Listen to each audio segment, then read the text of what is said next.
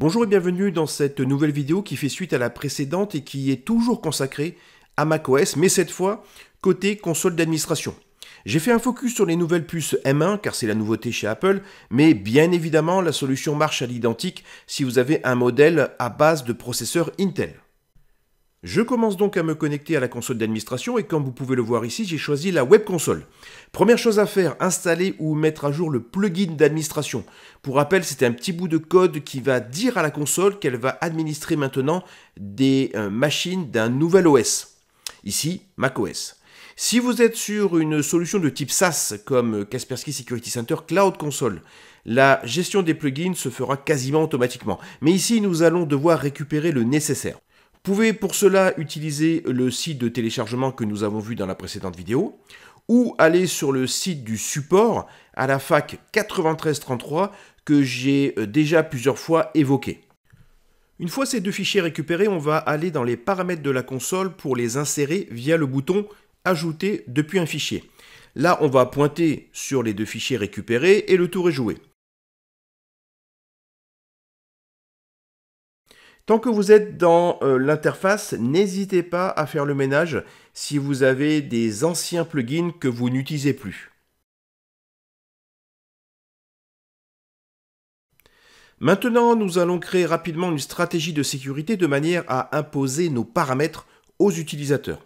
On commence bien sûr par l'acceptation du KSN, le fameux Kaspersky Security Network, de manière à avoir des verdicts en volume et une mise à jour constante. Ensuite, vous pourrez vous poser la question du proxy, à savoir est-ce que les endpoints protégés doivent passer par le Security Center pour interroger la base de connaissances. Côté protection contre les fichiers malicieux, rien de spécial dans la configuration, si ce n'est peut-être la zone de protection au niveau des disques réseau qui n'est peut-être pas utile de laisser cocher si vos serveurs sont déjà protégés par Kaspersky. Pour le reste, faites vos réglages comme vous le souhaitez. Fonction intéressante si vous avez par exemple des télétravailleurs, vous bénéficiez d'un contrôle internet, c'est-à-dire d'un filtrage d'URL où vous pouvez créer des règles à partir de listes ou à partir de catégories prédéfinies et maintenues par Kaspersky. Exemple ici très rapidement avec une règle de type réseaux sociaux. Côté chiffrement du disque complet, vous trouverez la possibilité d'activer le chiffrement de 5V qui est la technologie native de macOS. Dans la section suivante, on notera la compatibilité de macOS avec notre EDR managé, c'est-à-dire notre SOC Kaspersky. Ici, comme je n'en ai pas, je vais le désactiver. Rien de spécial à noter dans la source de mise à jour, je vais donc terminer par paramètres avancés. Dans la protection, je vous invite à décocher l'option « Ignorer les tâches planifiées quand l'alimentation est fournie par la batterie ».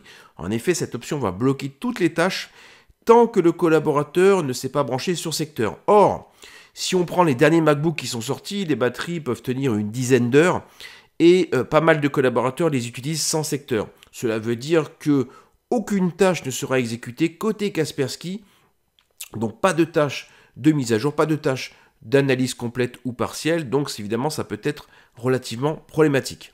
Du côté de l'interaction avec les utilisateurs, n'oubliez pas de décocher l'option quitter, car sinon les collaborateurs vont pouvoir sortir de Kaspersky Endpoint Security et ainsi désactiver la sécurité anti-malware. Enfin, vous pouvez changer l'affichage au niveau de la langue. Côté restriction, vous pouvez choisir ou non de faire apparaître les tâches locales, sachant que bien sûr l'idée est que ce soit vous qui puissiez créer les tâches d'administration. Je conseille ici fortement de désactiver l'option de gestion des clés localement, puisque le Security Center distribue les clés automatiquement. Pour les autres options, je vous laisse les paramétrer à discrétion. Pensez juste qu'il y a une section zone de confiance dans laquelle vous pourrez mettre, si besoin, des répertoires à ne pas scanner ou des applications à ne pas monitorer. Côté tâches, n'oubliez pas de paramétrer les tâches habituelles, à savoir la classique tâche de mise à jour, toutes les 2 ou 3 heures par exemple, ainsi que une ou plusieurs tâches d'analyse selon vos habitudes. Je termine avec cette petite checklist que je vous affiche à l'écran pour vous rappeler les points à ne pas oublier quand on paramètre la sécurité d'un macOS. Merci d'avoir pris le temps de regarder cette vidéo. N'hésitez pas à la partager avec vos collaborateurs, à la liker et à poser vos questions dans les commentaires. À bientôt pour le prochain épisode.